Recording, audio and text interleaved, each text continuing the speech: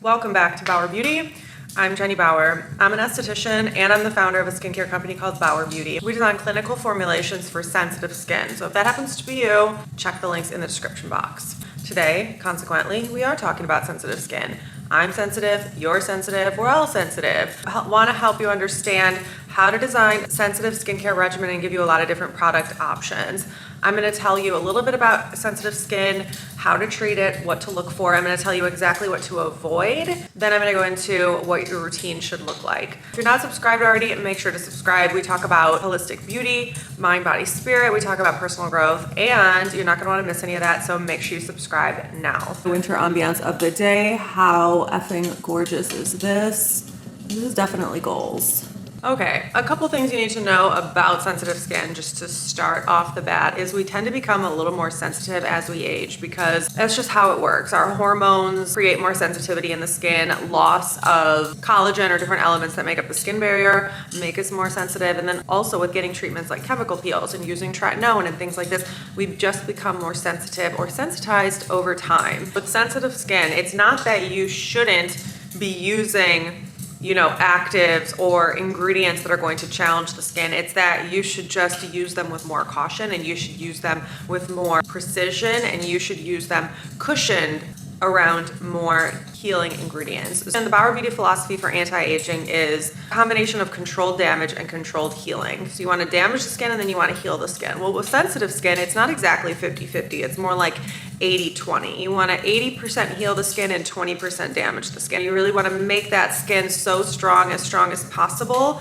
before you inflict some controlled damage onto it. And what I mean by that is like retinols, acids, anything that is going to challenge the skin. You still need to challenge the skin. It's just going to be in a much more conservative way. So one thing's for sure with sensitive skin is you definitely still need to challenge it. You don't want to avoid challenging it completely, but you just want to go more easy on it. So when we say sensitive skin, everyone's skin doesn't always react the same. So for example, my skin, I break out. So what happens with sensitive skin is always going to vary, but typically what can result are breakouts or what I would call irritation, which are like little bumps, atopic dermatitis, any type of rash or redness or tightness or any type of sensation in the skin. This is basically a damaged skin barrier or any type of irritation that is reacting, causing an inflammatory response on your skin, including acne. Here are some pillars that you can take and keep in mind when you're searching for skincare, when you are thinking about how to create your skincare routine and how to treat your skin.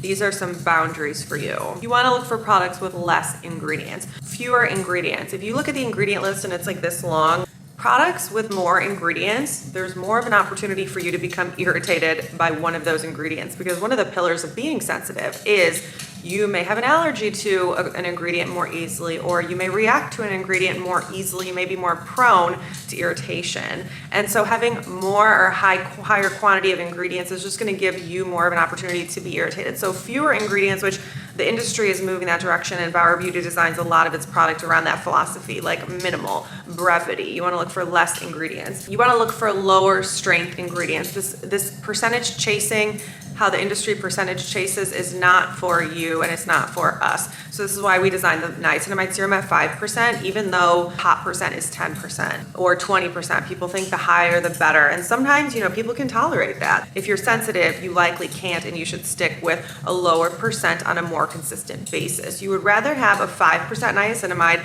that doesn't irritate you, that you can use frequently, than a 10% that you can use once a month that breaks you out every time you use it. You know what I mean? This happens with exfoliants too, right? We want 10%, 20%, 30%, 40%, 50%. These exfoliants that appear in higher percentages appear like you're getting more for your money or a bigger bang for your buck. That's just absolutely not true. You want to avoid all essential oils and fragrance, and sometimes even plant extracts. Now, plant extracts don't really fall under the category of like something to avoid when you're sensitive, but it can be. People can become very irritated to plant extract and plant derived ingredients. If that's you, that's something you can be aware of, but mainly it's anything aromatic Anything aromatic you want to stay away from. You want to look for products that are not foaming. Foaming agents can cause a lot of damage to the skin barrier. Foaming is just not necessary. It will overstrip your skin and it can irritate you. It's like a detergent and it's very stripping. So anything that's foaming,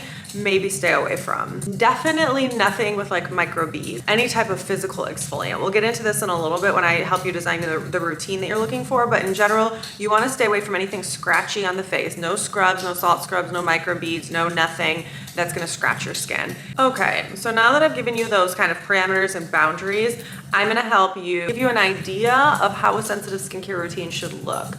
I'm going to give you different product recommendations. Like I said, as long as you're sticking within those parameters, you should be safe. And to be honest, I view sensitive skin as a blessing because this narrows your options. When you walk into a Sephora, you already know, cancel everything out with fragrance, and that will narrow the scope. And in my opinion, I think some of the most elite, most elegant, most innovative formulas are fragrance-free. I mean, there are some exceptions, but I just love like the rawness and quality of something that is fragrance free. To start, you will need an oil cleanser. Now, if you've never used an oil cleanser before, this is simply an oil that has been formulated to saponify, which means it really blends well with water, and when water hits it, it actually turns into like a little bit of a milky lather that rinses completely clean. It doesn't foam, it just changes the state of the oil. It's not like rubbing a normal oil on your skin,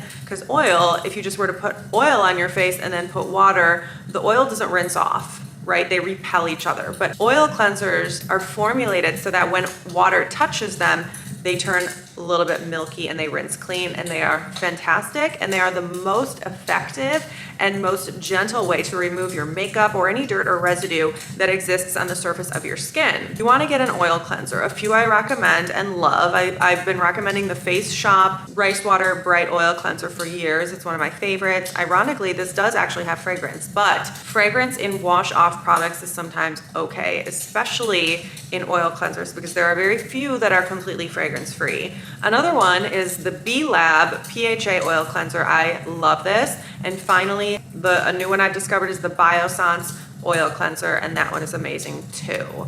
You could also get a cleansing balm. A fragrance-free drugstore option would be the Good Molecules cleansing balm. It's amazing, it's incredible. Really, the difference between cleansing balms and oils, it's really just preference. They both do the same thing. You apply it on dry skin at night to remove all your makeup, and then you just rinse it off. You don't need a towel or a towelette or cotton balls or nothing like that. It will rinse clean. Secondly, you need a cleanser, a skin cleanser. Oil cleansers are gonna help to remove the surface makeup, remove your makeup and whatnot, but then you need something to actually cleanse the skin. And so because you're sensitive, I would look for something that was cream based, not foaming. Now, cream based doesn't mean you're not getting your skin clean. Your skin is going to be super clean by all my recommendations, but you're just gonna feel that lipid layer that's going to be intact. These cream cleansers are going to support the lipid layer versus, potentially take away from the lipid layer. We'll give some foaming recommendations though, don't worry. So one cream cleanser that I have always loved is the Kate Somerville Goat Milk Cleanser. This is incredible. Will get your skin very clean, but is very gentle. Love the Laneige Cream Cleanser. This is better for me as a second cleanser. So I don't recommend this as a first cleanser actually, but it is great as a second cleanser. And then of course the CeraVe Hydrating Cleanser is one of my all-time favorite non-foaming cleansers. Now, if you want a foaming cleanser, I love the CeraVe Cream to Foam Cleanser. It is incredible. It will never strip your skin at all, but it gets your skin very, very clean. This is the pattern that I personally like. I want my skin to be very clean, but I do not want even 1 ounce of it stripped. The other foaming cleanser that I would recommend to you is this Hada Labo Cream Cleanser. It is technically not foaming. What creates the foam is the pump mechanism. So it's not the same as like a foaming cleanser that would have those foaming agents in the formula. You're gonna use this cleanser as a second cleanser at night after you oil cleanse. Your oil cleanser is also going to be dedicated to your morning routine. You will use your oil cleanser in the morning because it is the most gentle and replenishing way to cleanse the skin, especially in the morning when you don't have a lot of like dirt or residue or anything crazy going on in your skin. You don't really need any type of cleanser. You essentially could cleanse with just water, and times when you're feeling very sensitized, I do recommend skipping cleansing in the morning. But oil cleansing is fantastic for AM. Also in the morning, you have the option of using a vitamin C. I have a few different sensitive skin vitamin C's that I would recommend. First is this Olay brightening serum. It contains SAP, which is an antioxidant derivative of vitamin C. It is great at brightening, and this formula is very good for sensitive skin, and you could use it every day with no problem. In fact, all these formulas that I'm recommending you can use every day with no problem. The vitamin C by Tree of Life is also amazing, also contains SAP, and the vitamin C by Bauer Beauty, my company, is also very good for sensitive skin. It also has the least amount of ingredients and 3 different types of vitamin C in that formula. Now, if you want something with L-ascorbic acid, I recommend the Timeless vitamin C. This is a little bit stronger than any of these 3, meaning you're gonna feel a tingle on your skin. If it becomes too strong for you, apply it on damp skin. This will even out the pH of the vitamin C, and your skin will suffer less of a blow. It will also decrease the efficacy, but it's better to ease your skin into using a product.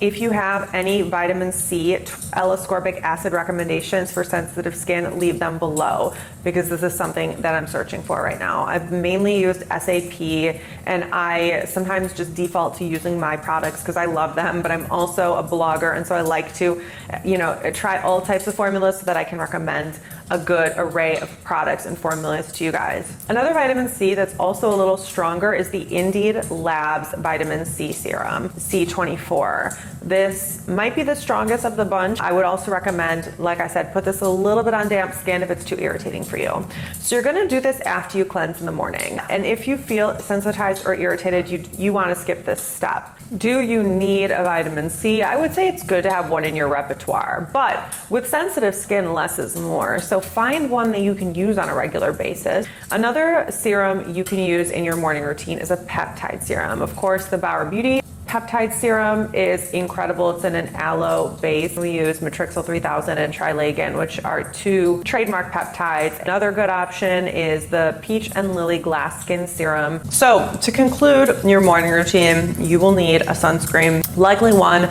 that doubles as a moisturizer. Most of them do. I'm gonna give you a couple recommendations. These are sunscreens that are gonna be good whether you're oily or dry, as well as any skin tone. So I'm gonna give you just the most universal recommendations for sensitive skin that I know. First is biossance. There's squalane zinc sunscreen. Physical or mineral is typically good for sensitive skin. This is one of the most transparent ones that I know. Another good one would be Summer Fridays Mineral Milk. This is also transparent. Summer Fridays is not a moisturizer, so you need one underneath. Next, one of my all-time favorites, the Cetaphil Oil Absorbing SPF 30. This is really what I've been wearing every single day. Just repurchased again recently and just was reinvigorated with how amazing it is. It looks great under makeup. It is stunning. It is completely transparent, like I said. It is no muss, no fuss. It will moisturize, but it will never leave you greasy. This is an oil absorbing moisturizer that doesn't strip oil from your skin. It really keeps your skin very moisturized and healthy feeling, but it's never greasy. It doesn't get greasy throughout the day. It is incredible, high performance, amazing. Last, the isntree SPF 50 Hyaluronic Watery Gel Sunscreen. This is unbelievable. It's probably the most interesting out of all the ones I've mentioned. It is an SPF 50 and it is so hydrating. When you put it on, it really just melts into the skin and you feel it turn into a water, which makes it absorb very easily, and it just makes your skin look so gorgeous. Incredible. All of them are fragrance free and good for sensitive skin. So now let's finish out the nighttime routine. You obviously need a retinol. You obviously need some type of exfoliant. What's really good to have in your rotation in a sensitive skincare routine are actives that are not going to take away from the skin. So this is another category I want to introduce to you. So for example, the Bauer Beauty 5% niacinamide serum or First Aid Beauty Mix one. Tide serums fall in this category, like I mentioned before. Azelaic acid, the one from Naturium, is really good. Estee Lauder Advanced Night Repair is another option. Paula's Choice, the Power Berry serum. All of these products are going to be really active, like they have great ingredients that are going to contribute to some type of change or growth within the skin, but they are not taking away from the skin. They don't require the skin to be anything. They just kind of add to the skin without taking, versus when you put a glycolic acid on the skin, it's taking and giving. It's kind of like an exchange, versus these products that I just mentioned to you are more just a giving, but they're still enacting change. Definitely consider amping up your routine with any of those types of serums. You can use them at night. Retinoids are something that you obviously need to incorporate into your routine. You have a couple options. You can use a prescription retinoid. In this case, for sensitive skin, I recommend 0.025 cream version. Don't get the gel, get the cream and get the lowest percentage. With retinoids, as with all the things I'm mentioning, it's better to use these on a consistent basis, a lower percent on a consistent basis versus like higher percentages that you can't tolerate. So get the 0.025 cream. Try using it maybe twice a week or every other day to start. If you experience irritation, reduce that. And you can also try applying it over your moisturizer instead of under your moisturizer. Then you have some type of buffer, and you will buffer the effects and help to acclimate your skin to the ingredient. Another option are over-the-counter retinoids. These are more accessible. They're a little bit less irritating. They're most effective when used in long-term cases. Two options: the Neutrogena Rapid Wrinkle Repair fragrance-free version. I love this because it's like a rich, buttery formula. You still see a change in your skin. You are going to see activity on the skin when you start to use this. Another one is the Bauer Beauty Retinol Cream. This contains lots of great emollients like vitamin E, safflower oil, and ceramides to help to counteract any effects of the retinol and really help to support the skin barrier. Both of these, obviously, like I said, are fragrance-free. Most of these recommendations are. You might be able to tolerate using a retinol night moisturizer every day, but I would highly recommend you get a backup moisturizer so that you can rotate on or off. Or if you decide to go with a prescription retinoid, then you have a moisturizer that you can use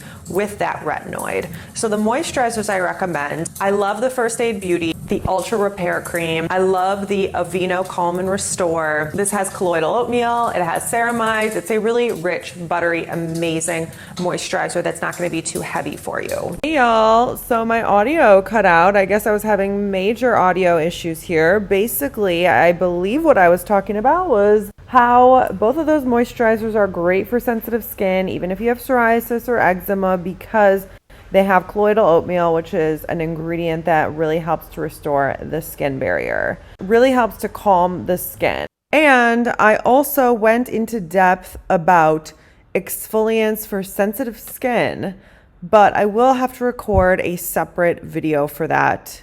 So thank you so much for joining me here today. I will see you guys next time.